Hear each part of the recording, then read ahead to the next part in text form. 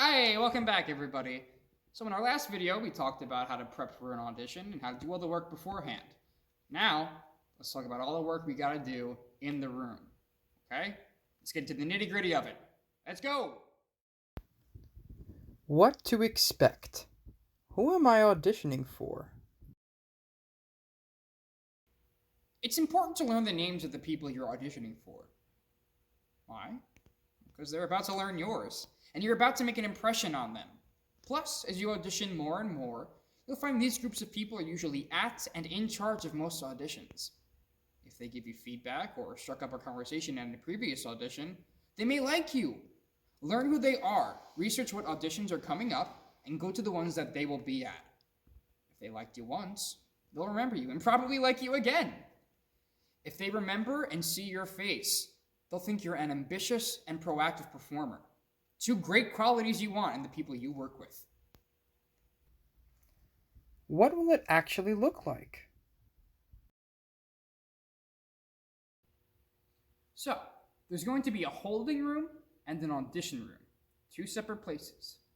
The holding room is a large room with an audition monitor at a table. And be nice to them. They're there to help you, but sometimes they don't have to help you as much as they do. You sign up on a list at their table, and you wait. And you wait. And you wait. You wait, and you wait, and you wait, and you wait, and you wait. And after waiting for a while, the monitor will call your name, and they'll take you into a line outside the audition room. Now, this is where you take a big deep breath, because you're going to kill it. The audition room is usually a smaller room, or the room you'll do a dance call in. Depending on the audition, there can be anywhere between 2 to 6 people behind that table, and the pianist is somewhere in line with you.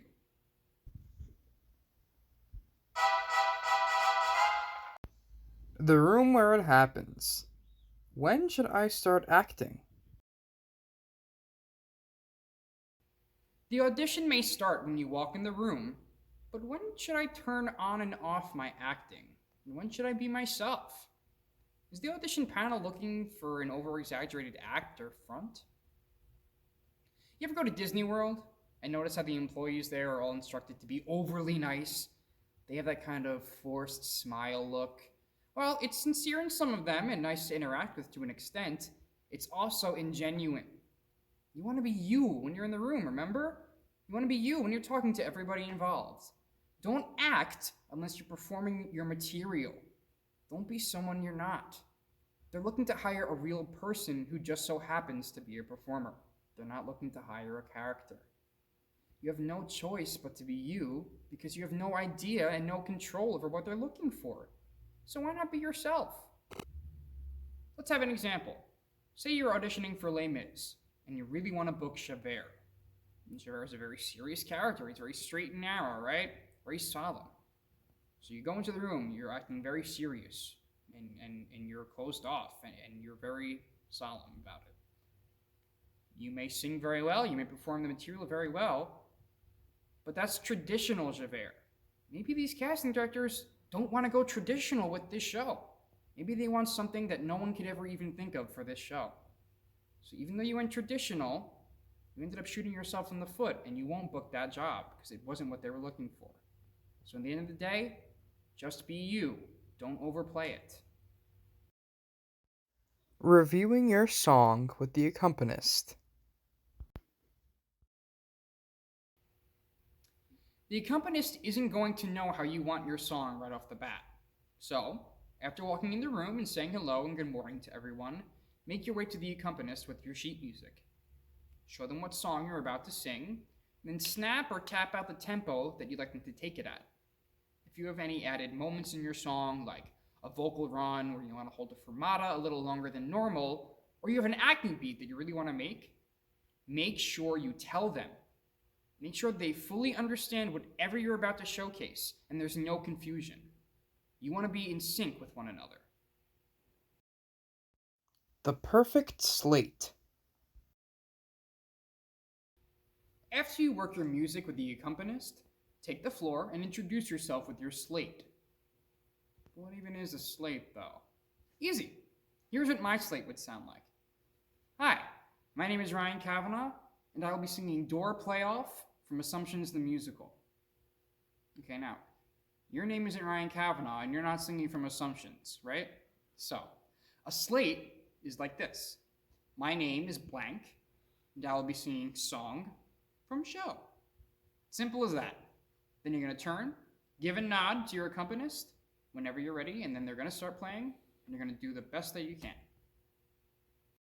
Where should I look when I sing? Okay, please, please, please, please, no matter what you do not look at the casting team directly in the eyes when you sing. Do not deliver the song right to them. Would you do that to an audience while you perform on stage? No. You do, however, have options to where you can look. You can look either above their heads, right past the panel. You can look right here at the panel. Or if there's multiple people at the table, you can look right in between them. Isn't that right? Yep, that's right. How to treat the audition team.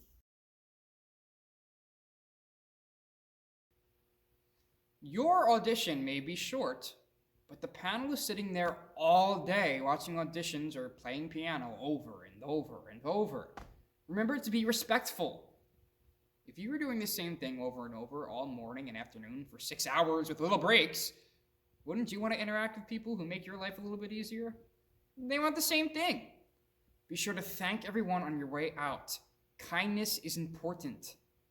Everyone wants to work with someone nice or someone they enjoy being around. No one wants to work with someone who's selfish or rude. Confidently marketing your talent. What do you have to offer?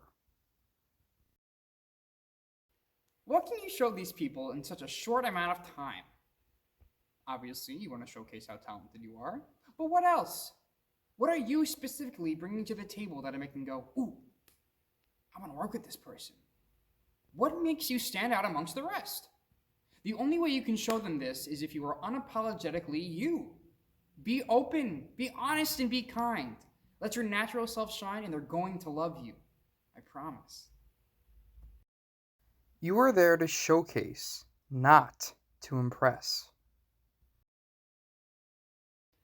You are there to do your thing. You are there for you. Yes, we're here to audition for a job and be professional. Don't forget that. But at the end of the day, you are not there to impress anyone behind that table.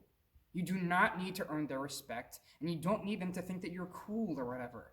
Because in reality, it doesn't matter what they think. You have a confidence in yourself. It shouldn't matter what anyone thinks, let alone the people in the room. You're there to do the thing you love. You are there for you. You're not there to lay it all out for them. You're inviting them in. Once you learn that, auditions become a little more passive and easier to handle. Don't be afraid of the audition team. The people you're auditioning for are not scary villains. They're actually rooting for you. Believe it or not, the people behind the table aren't hoping you make a mistake or judging you to the 10th degree. They want to see you do well. They're on your side. There's this really cool podcast called Guys Who Like Musicals. It's really cool. And there's an episode with this guy named Patrick Goodwin on it. He's a big-time casting director, and he talks about this very same topic. You should go look at that podcast. It's on Spotify. Go look it up right now. The people behind the table love theater just as much as you do.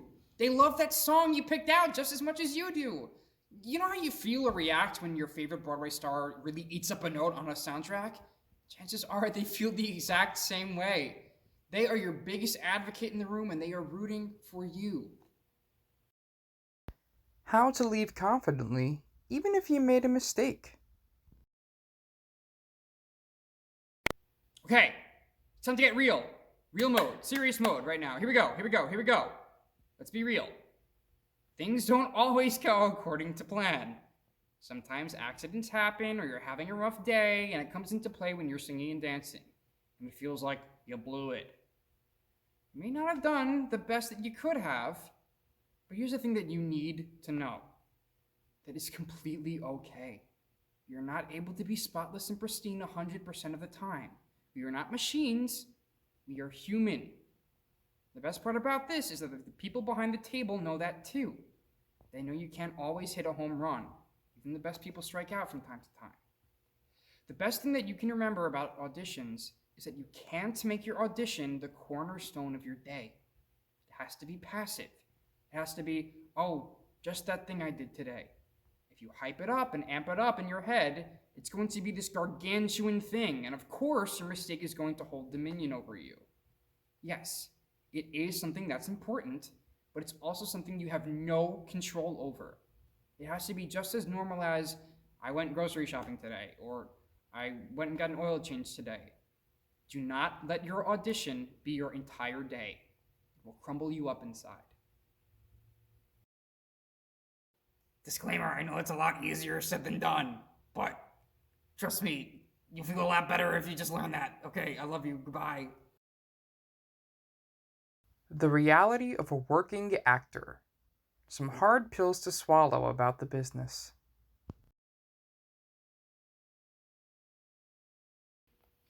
Okay, serious mode again, guys. Serious mode. This topic is not to scare or discourage you from being a performer, but it's trying to show you that we shouldn't hide all of the walks of life of a performer's road. So here we go. Let's get some tough truths, just rapid fire, okay? Audition statistics, right? You're probably gonna book 1 out of every 50 auditions that you go to. You're gonna hear a lot more no's than you hear yeses. People say you gotta have thick skin to be an actor. I don't think that's true. What you need to have is a confidence in your talent. Now, learning that small failures are inevitable, but they're needed in order to grow and to learn. Failure isn't inherently a bad thing. How are we gonna make all the right choices if you have no idea what the wrong choices are? Don't be afraid of falling down. Let's quote Batman here. Why do we fall down? To get back up. Let's talk about dry spells. Other people around you and your friends who are also performers are gonna book gigs when you don't. You're just gonna have to be okay with that. It can be a little hurtful when you see your friends prosper and everything, but support them. They're gonna support you when you book as well. Survival jobs. Okay, there's that infamous joke that most actors are waiters or bartenders or baristas or babysitters on the side. That's not really a joke. That's kind of the truth. You can't let auditioning be your only job. You have to be able to take care of yourself so you can perform to the best of your ability. So you do need a survival job. Okay, now that we got some tough things out of the way, let's have some inspirational quotes, okay? It's going to ease the pain a little bit.